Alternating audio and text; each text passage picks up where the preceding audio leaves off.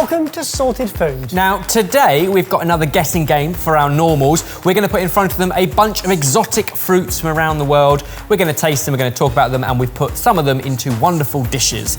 How are you set for a bit of a taste bud journey, boys? Journey, that's the worst thing. So I imagine some of these will be nice. I imagine some of them will probably not taste so nice on their own. That feels about right. And I do know that he's just going to be standing there having a wonderful time, and that annoys me already. Remember, what may seem exotic to us may be a staple food in other parts of the world. So today, I wonder what our UK palates think. Number one of you can lift the cloche. We're doing this together. Mini cornichon. It looks like a baby courgette with tobacco inside. What's tobacco? Fish eggs. Oh, okay, yeah. This is sometimes called a caviar lime or a finger lime. A finger lime. Oh, this is a finger lime. And as you eat it, you get that wonderful pop of citrusy, zesty deliciousness. Its technical name is Citrus australasiae, but it's also grown in a lot of the subtropics, and these particular ones are from Guatemala. Whoa!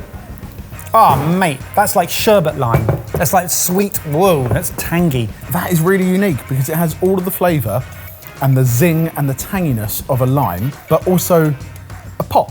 So how on earth do you use these in cooking them? Oh, kush! Well, actually, kush.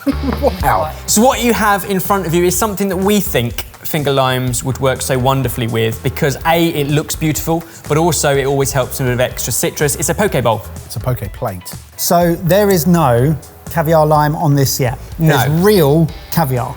Yeah, no expense spared. No wonder Barry can't afford to get a haircut. Yeah. Splurging all the YouTube money. So we've got some cured salmon, we've got some tuna, we've got some sea bream ceviche. They're a very easy way of putting something beautiful and citrusy that looks so out there. Yep. Work really well with fish, don't they? I'm not saying you should, but you could zest lime or squeeze lime juice over that and get a similar flavour, but the texture is completely unique. I would say the texture's better than actual caviar because that's more gelatinous. That properly crunches when you bite into it, almost like a seed. Yeah. Now, whilst they all taste quite similar, they do come in other colours. Red, pink, green. So they're really quite exciting on a plate. As a chef, what interests you about this? For me, a lot of it is down to visual and the wow factor and the uniqueness if you're not familiar with it. I think flavour-wise, anywhere you'd put lime, but there's no point in zesting it, really. There's no point in juicing it at all. So it's really other places. Cocktails is interesting, salads, where you can actually dress a beautiful plate with a couple of these. And that's why I think it works so nice with sashimi, cured fish, ceviche. It's somewhere where that pop is going to stand out. In which case, are they absolutely sublime or not your tonic? Where's the gin?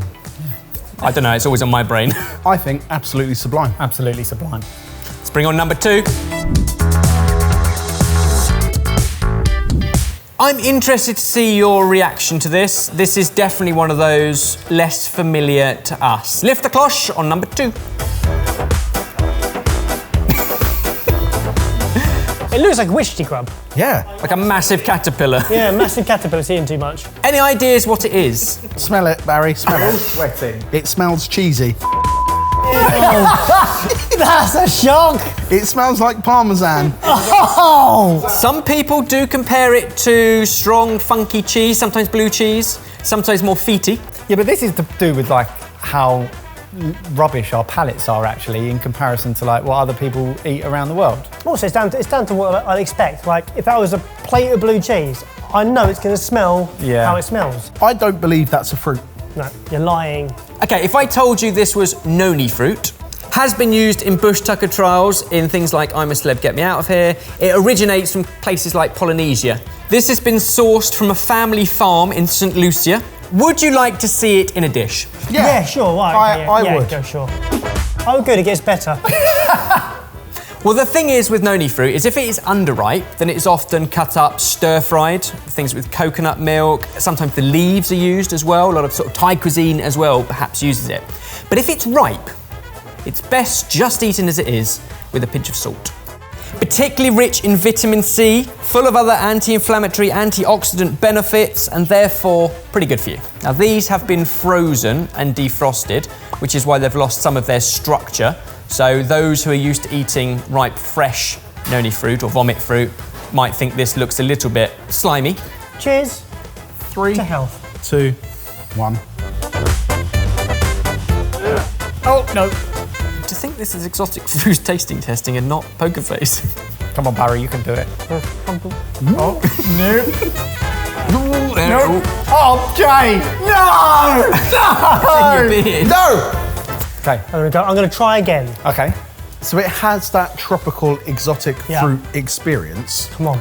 partnered with Oh, partnered with the most mature Parmesan cheese. Baz, what's your problem? Most people agree online and even where we sourced it from, not that pleasant but very nutritious. Yeah, it's very, very harshly acidic, but then it kind of tastes like apple. oh, actually, yeah. Yeah, I know what you mean. And actually the aftertaste is quite pleasant. Right. It's the smell. Really appley. It's a very alcoholic cider. It's interesting to say alcohol because they often blend it Yeah. with other fruits and water and ferment it, and then what's left becomes like a daily tonic, quite literally like a daily drink. I can get that. I think you could easily get used to that. I can see how that's a real speciality that people absolutely love. And it's 100% on us not being used to Yeah. that. In which case, is it a nice big yes to noni fruit or no to noni fruit? It's a no-no to noni fruit for me at the moment, but if I saw it on a menu, I'd give it a go. I think I agree with Jay. I'd like to see it be used in a variety of other ways. And it's in that form, it's a no-no-no. Let's see what we got for number 3.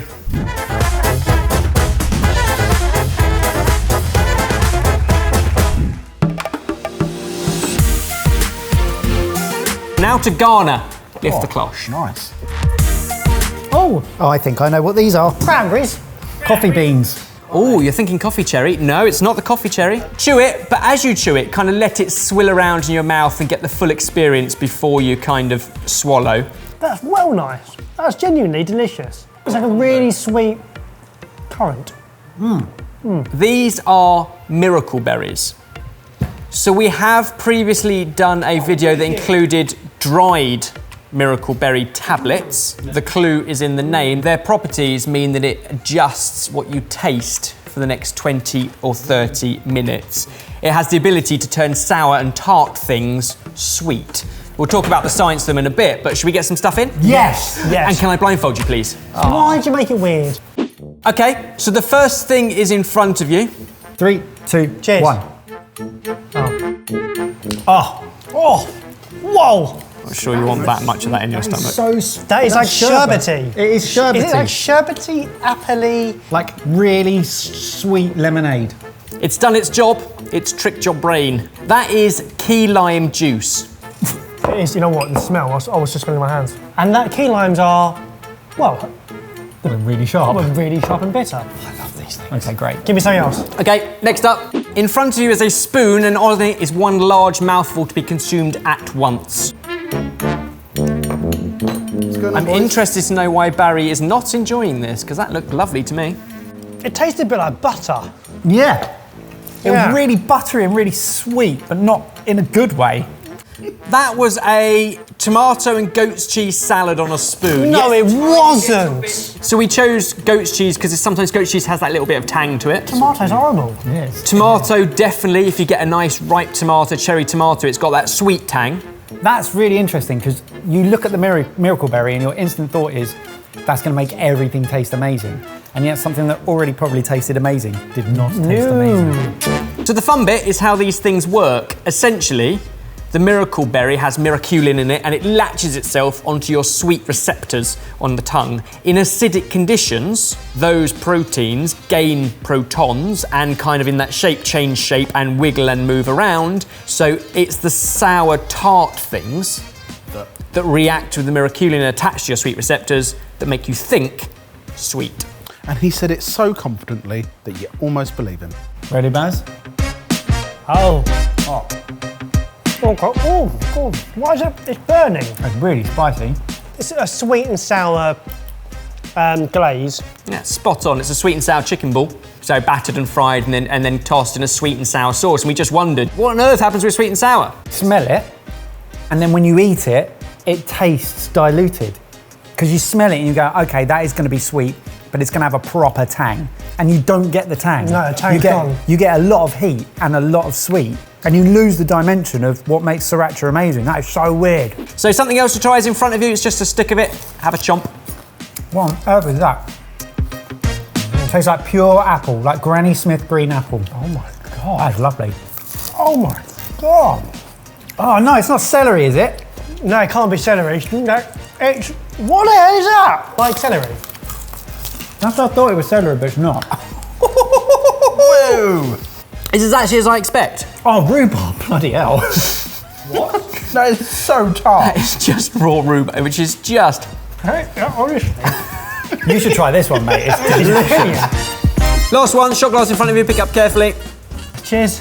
Are we alcoholing? Cheers. Where are you? How does cheers work in your world? Oh, it's burning my throat. The miracle berry only latches itself onto your tongue. Vinegar.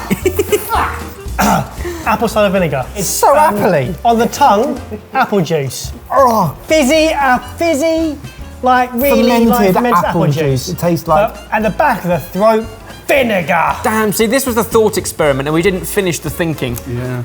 See, the miracle berry attached itself to the tongue receptors, not the throat receptors. I skipped mine.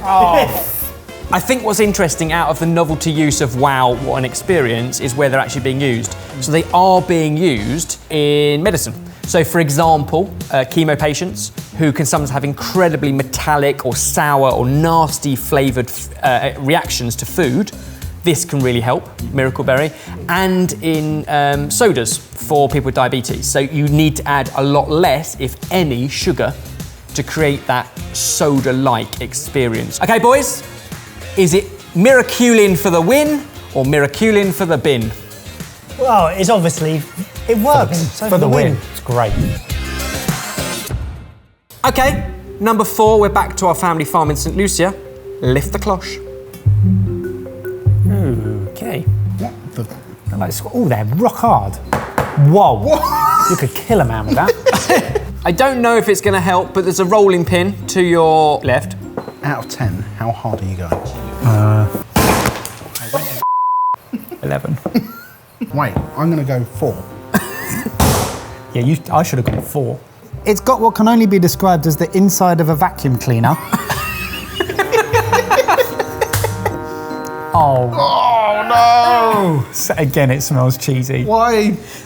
This is regarded as a love it or hate it fruit. When you sniff it, because it's within this context, you think it smells horrible. But if you sniff it and now think of What's-Its or Cheez-Its, it's powdered cheese. It's known as stinking toe. Yummy. It's the fruit of the West Indian locust tree. Well, that sells it. It's considered to be one of the richest natural foods in the world in terms of its nutritional properties. It says whilst it can be enjoyed raw, it's often used in baking, blending or cooking. So we are going to blend it into a drink in just a moment, but if you'd like to try it raw, then at least you know what you're working with. Well, we're here, aren't we? Yeah, I wonder where it tastes after a miracle berry. Cheers. Oh yeah, I forgot you did that. Cheers. Taste-wise, that's amazing. It tastes like a tropical fruit and it has that fragrance to it. So it is really dry. As soon as you eat it, the water in your mouth turns into a paste. Yeah, it and the hydrates paste it. is really smooth and it coats your mouth. It's a really sort of pleasurable eating experience. I think technically it's a legume, and I think it is that texture of bean and pulse that you would expect. It doesn't smell anything like it tastes. No. It tastes nutty, Oh, creamy.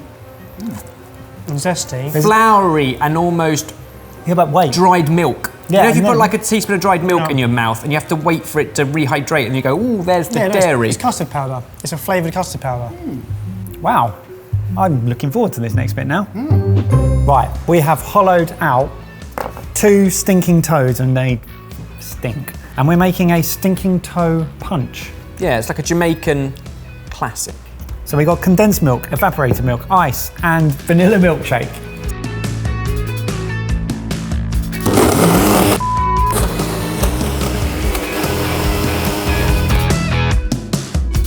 Cheers. Cheers. boys. Cheers. I mean, that's absolutely dang delicious. Bloody hell. Very sweet. I can't taste the toe. No, you can smell it. Because it smells nutty now. It's also claimed to have aphrodisiac benefits. It's My Exotic Fruit that have helped us to source these, and they have weekly contact and a weekly shipment from a trusted place in the Caribbean, a family farm, and that's where some of these have come from. Kind of new to us all, but you glad that you've dipped your toe? Or is it just a no? It was very interesting. I would dip more than my toe. It is an aphrodisiac.